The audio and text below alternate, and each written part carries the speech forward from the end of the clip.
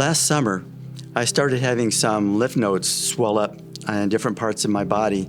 And a little while after that, my wife started noticing that I had some kind of a mass, something that in my abdomen that didn't belong there.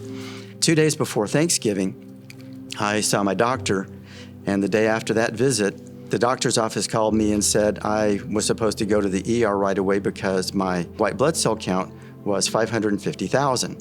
We went to Arlington Memorial.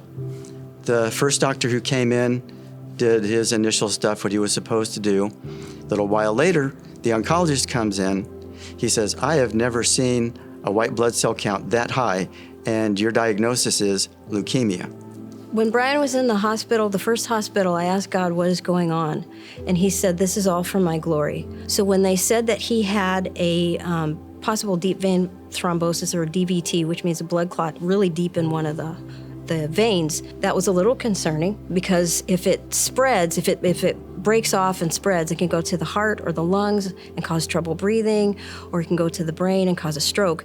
So while they were getting the ultrasound machine, I asked Brian, why don't we just pray for this?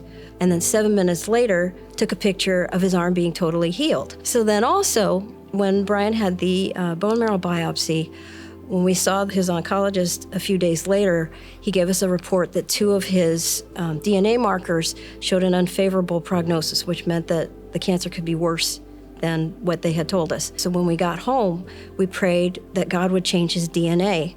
And so a week later, we got a report from the same biopsy sample that he had a favorable prognosis on one of his markers. Well, over the course of this, my white blood cell count peaked at 602,000. And one day it dawned on me to ask, what's a normal white blood cell count? And she said 11,000 or less. The cool thing about that was his lymph nodes were so huge that when we got the reports back from the CT of his abdomen, the radiologist put exclamation points in front of the numbers that he was actually reading. So he would put like exclamation point 5 millimeters down from 18 millimeters, or exclamation point 21 centimeters for his spleen down to 7 millimeters.